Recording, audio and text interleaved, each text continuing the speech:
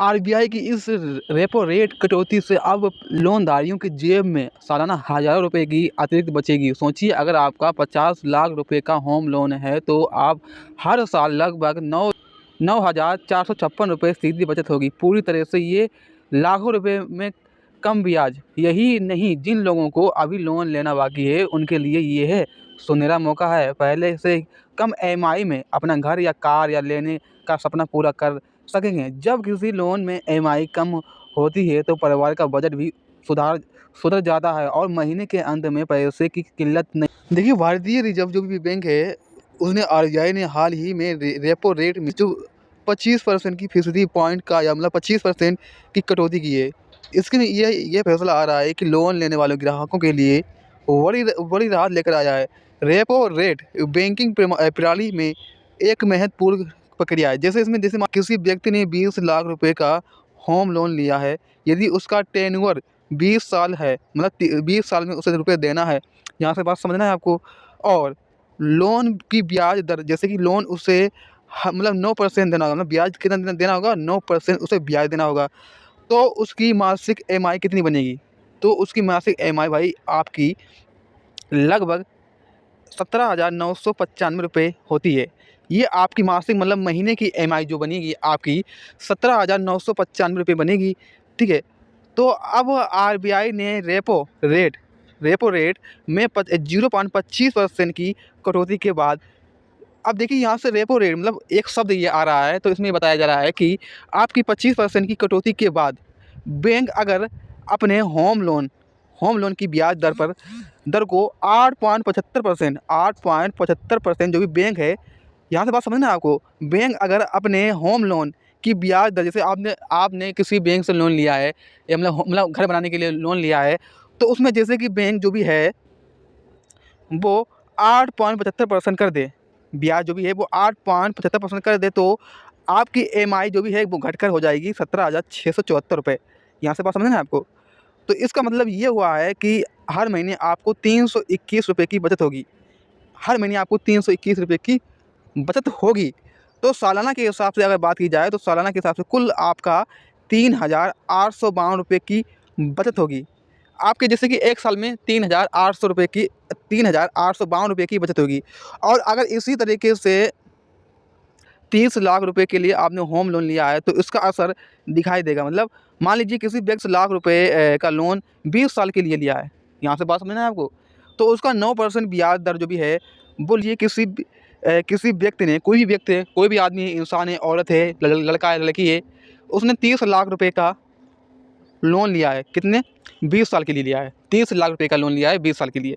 अब उससे जैसे कि 9% ब्याज पड़ेगा, उससे 9% ब्याज पड़ेगा, तो उसकी मासिक ईएमआई कितनी बनेगी?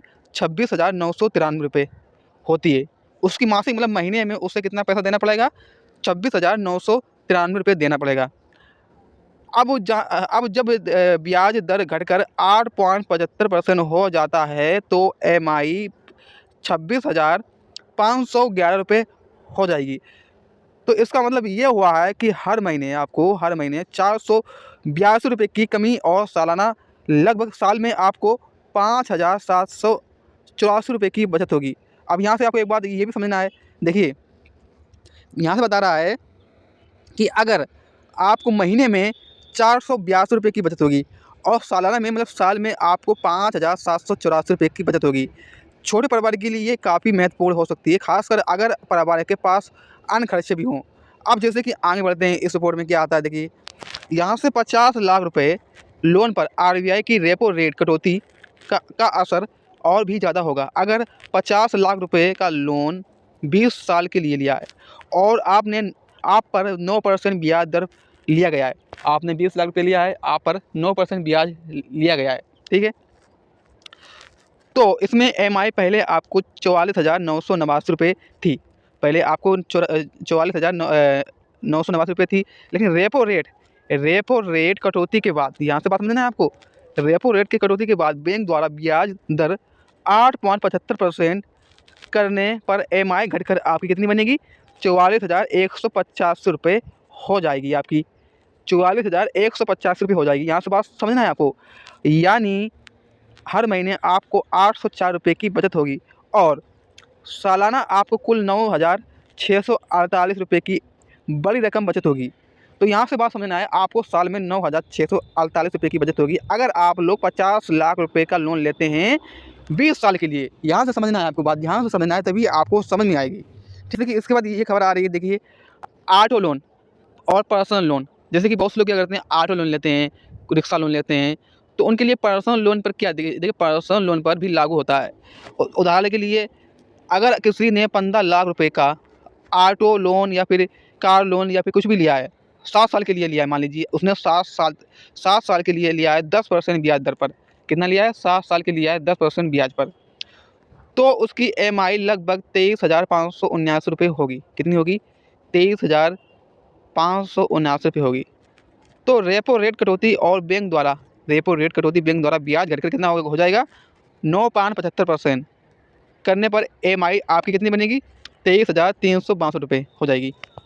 यहाँ से आपको 23,362 रुपये आपकी कटौती हो जाएगी। पहले कितना था आपका EMI? पहले आपकी बन रही थी 23,579 रुपये। अब जैसे कि रेपो रेट में कटौती आने के बाद आपकी कितनी EMI हो रही है? 23,362 रुपये EMI हो रही है। तो यहाँ से बात समझना आपको ये है कि आपको हर महीने 217 रुपये की बचत और सालाना 2,604 रुपये की आपको राहत मिलेगी।